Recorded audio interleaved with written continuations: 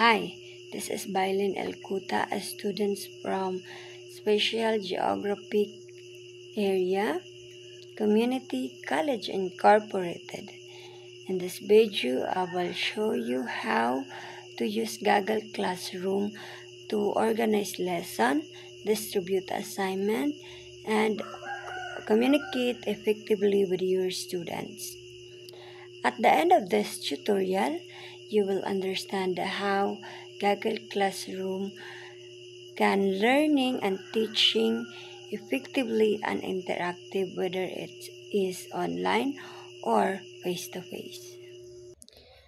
Okay, first thing you have to do is to download the Google Classroom app and sign in with your Google account. So if you are a teacher, you need to create class. Make sure na fill upan nyo din yung terms and condition, no? And eto na, you have to fill up the details provided, yung class name, yung section, room, and subject. So, after that, matapos mong ma-fill upan lahat yan, kailangan mo lang i-click yung create na kulay blue sa taas. And then, maglo-loading na yan siya. So, antayin lang natin ng kaunti. So, as you can see, may people, may classwork, may stream ang nakalagay. So, people where you can share your student class code with your student or invite them via email.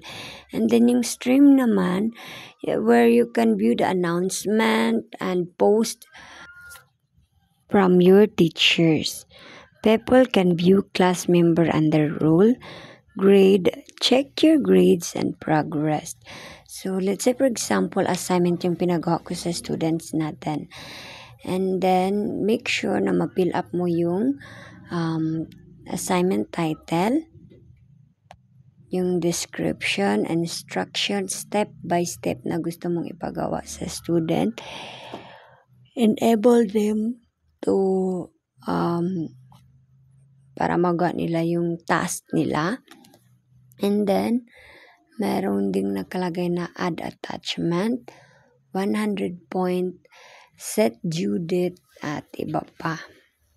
So, wag na nating habaan yung description natin para mas madali. So, halimbawa, hanggang dyan lang siya. And then, pwede kang mag-add ng attachment, pero hindi na ako nag-add. Diretso na ako sa 100 points na may nagkalagay. So, it's either, nakadepende sa'yo kung ilang point ba yung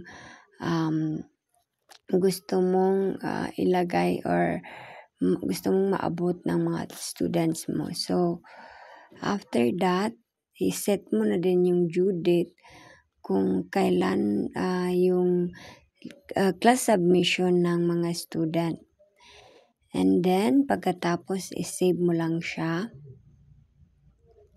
No? And, may add topic pa pala dyan. So, gusto mong mag-add topic, just click the create new topic. Pero hindi na ako nag-add topic. Ini-click ko lang yung assign sa taas na color blue, and then yan lalabas na yung assignment natin. So, kung gusto mong makita, after that, makikita na ng mga students mo kung may na-upload ka ng assignment doon. Thank you for watching. I hope you learned from it. Because I believe that with the right tools, every teacher can create meaningful and organized learning. And the best teacher embrace technology not to replace it, but to enhance it. Again, this is Bailin. See you to the next video, and goodbye.